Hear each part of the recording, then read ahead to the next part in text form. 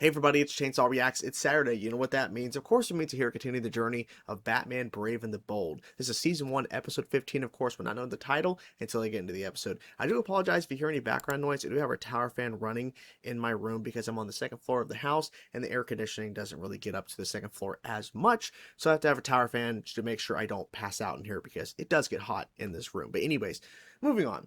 Last week's episode was overall okay. Honestly, it might be one of the weaker episodes of the show that I've seen so far.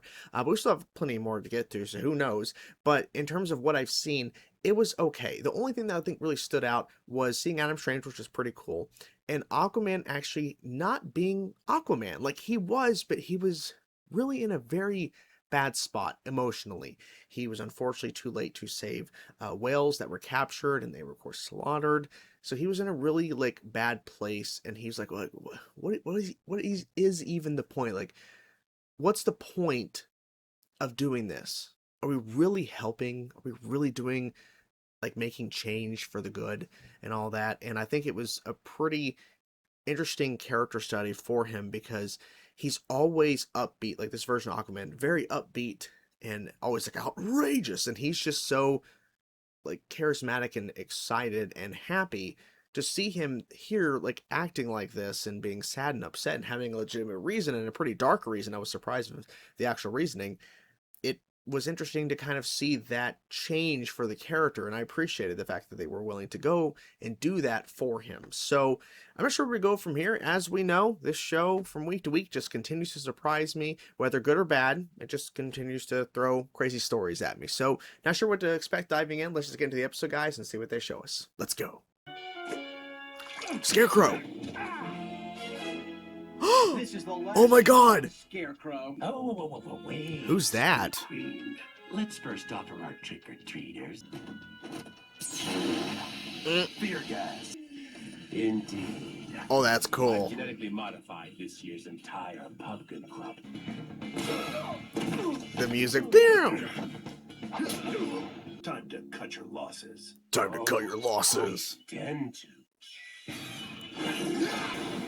I say, where was he going? Oh, okay. She's chasing him. I wouldn't if I Yeah, don't do that. He's getting all the jack-o'-lanterns. Okay. Sorry, kids. I love it. It's so weird, but why not?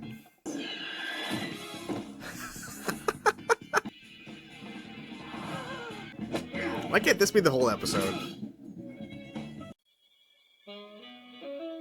It's a lot of pumpkins. And that swiped all of our pumpkins. Looks like we've got some explaining to do, Batman. Trials of the Demon. Okay. Back in time. It's not often a lady Don't get in finds there. such a gentleman. Are you certain it's not that Moriarty fellow? What? Stop being an imbecile, Watson. Moriarty's Oh my famous god, for what? unique air- Oh, wow. Did any of you see the attacker? No. But I'll wager 40 quid it's that creepy bloke Jason Blood. That black magic he's always Black carrying mag- on about. They're always is all the assuming Jason evidence we Blood. need. Tonight, we go for blood. Uh-oh. Grab it! You leave me no choice. Clear off, Holmes. Even a blind They're man not can leaving. see Blood's a witch. Evidence does seem heavily stacked against Blood. Yes, What did I but tell you about that's... being an imbecile. Mm. To stop? Blood was trying to solve the case, and I think this Yes. potion and those chalk drawings may hold the answer we need. Who's that? You pilfered your last painting, Crazy Quilt. Crazy Quilt? What? Who's this? Oh, Batman. Okay, he's being brought back into the past. Yep. Square jaw indicates strong lineage. Perhaps a Yep. doctor's son. The masked bat, perhaps? Actually, Close enough. It's Batman. Sherlock Holmes, I presume. How did you deduce my identity? Jason Blood has been accused of crimes he did not commit and summoned you to his aid. Which is Jason good. Blood, where is he? That's a spot of trouble. It's more than a spot of trouble. He's gonna go down there and save him. Yep, that's cool. Love that shot. Demon! He's in league with devils! We need to keep a low profile until Yep. we can learn more about these crimes. The granite demon crumbles in your city's bloody frame. When 10 o'clock she strikes, I'll never sleep again. Actually, Granite Demon is an anagram for Demon Etrigan, Blood's alter ego. Oh. Bloody Frame refers to framing blood. That was a pretty dark shot. You know not the fury the demon hath. I don't Let think go so. the girl or face my wrath. Whoa. Giant snake, why not? Let her go. Wow. Some of the visuals are showing, I'm surprised. Craddock. Damn.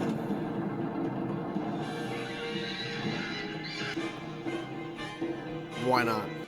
You truly never know what you're getting in these episodes. I like this game. Now It's a taste game my to you? blame.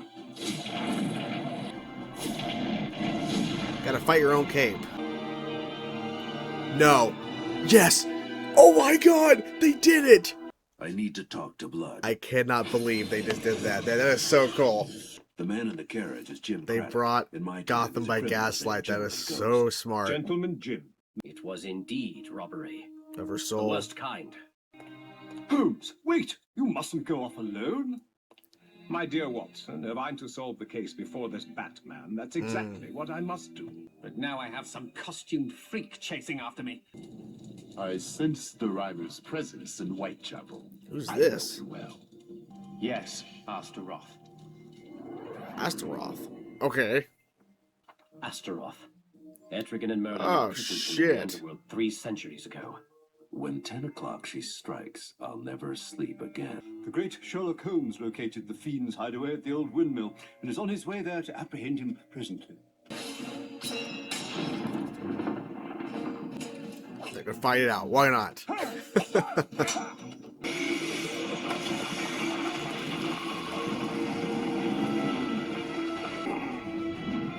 Giant purple guy with a giant hammer. Why not?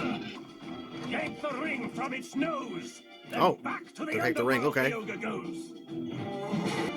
Pull that ring. Ugh. Oh, damn. Come on, stop him. Stop him. Well, shit. Of course there's a throne. Of course there is. Welcome home, Etrigan. Hi. It's your home now, and you won't break free. I was born of flame. He's giant. Because in my time, you're a ghost. Lie! Not lie. He's going to betray you. Your soul shall never pass from earth. You're a foolish man to take that deal. A demon's promise is never real. Get out of here. Take the souls and give them back to all the other people that, you know. Damn.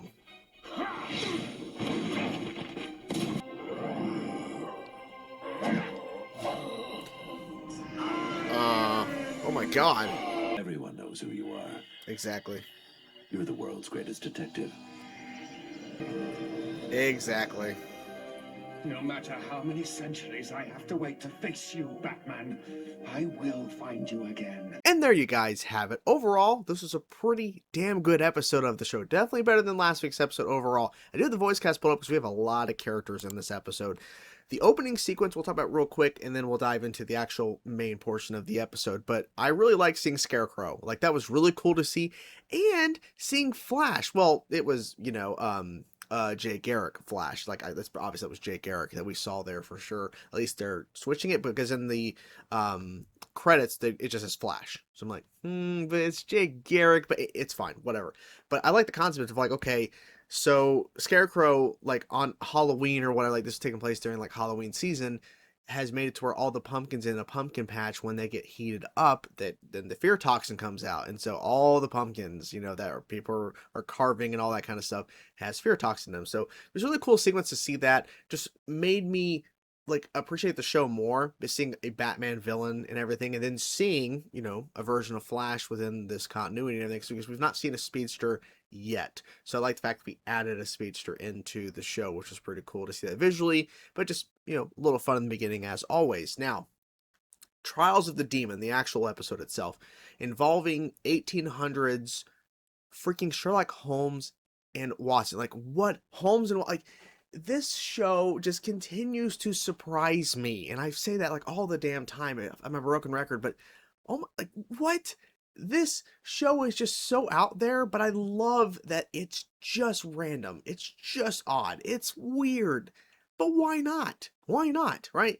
You have, before he becomes Gentleman Ghost, you have Craddock, voiced by Greg Ellis. Craddock, before he becomes Gentleman Ghost, is trying to gather 10 souls to bring forth Astaroth, which was voiced by Tony Todd. Rest in peace, Tony Todd. I recognized the voice. I didn't realize it was Tony Todd. It just wasn't clicking. Like, oh, I know that voice. That voice sounds familiar. It didn't click that it was Tony Todd. I've had a long day. I'm tired, exhausted. So I do apologize for not recognizing it at the time, but it was so cool to hear Tony Todd now knowing that was him, because I was like, that voice, that's a great voice. Like, I know who, like, I recognize the voice. It just wasn't clicking the name. But the fact that Etrigan the Demon, or more so Jason Blood, was calling forth on Batman to come help him because he was being accused of taking all these women's souls and everything, and Holmes and Watson are, of course, on the case as well, and they're already deducing, especially Sherlock Holmes, already determining that there's some sort of supernatural effect based on how the women are being kind of disposed and everything, and they're being, like, their skin and everything just being, you know, their souls being taken away. Batman gets brought in, and what I really found fascinating is, like, in the middle of the episode, just out of nowhere, we're gonna have it to where Batman has to fight his own cape. That's now become a monster. And then it was like a light or something. Something was attacked by Craddock's, you know, cane full of, you know, magic and shit. It becomes a giant snake. But what this all is leading to is for Etrigan the Demon to give Batman the Gotham by Gaslight suit. Wow. Okay. Perfect. Like, I didn't even think about that could be a possibility.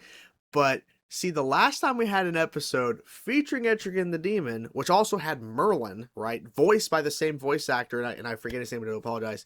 Rest in peace to him. He did pass away. Also the same voice as in Ben 10, the universe of Ben 10, as Professor Paradox. And voicing Merlin was perfect. But when that episode occurred earlier in the season, Etrigan the Demon was involved, you had Batman take on a new, like, freaking knight, like, suit with, like, the red symbol, and it was expanded, and like, it's like an armor-fied looking suit. It was awesome as hell. So here we have Gotham by Gaslight suit. It was so cool. The only thing, and it may be comic accurate, I don't remember on the top of my head, but I'm pretty sure this is not the case, but maybe I'm wrong, so I'm just leaving it open for interpretation. I don't know if I'm right or wrong. The eyes, you can't see his eyes. It just kind of visually was just weird, right? Because he's talking and he's looking in a direction of somebody, but you can't see his pupils. So it's kind of just strange, right?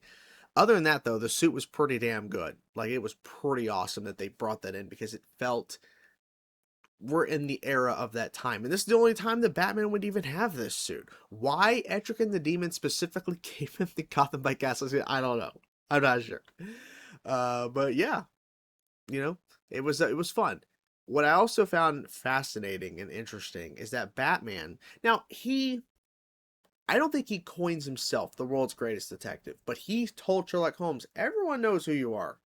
Like, I knew immediately who I was speaking with. Like, I said, oh, it was the hat that gave you away. But when he asked at the end of the episode, what really was the reason why you assumed who I was and figured out who I was? Well, everyone knows who you are. You're the world's greatest detective. So for Batman to tell Sherlock Holmes, which is wild, Batman got to tell Sherlock Holmes you are the world's greatest detective, is just odd. It's strange.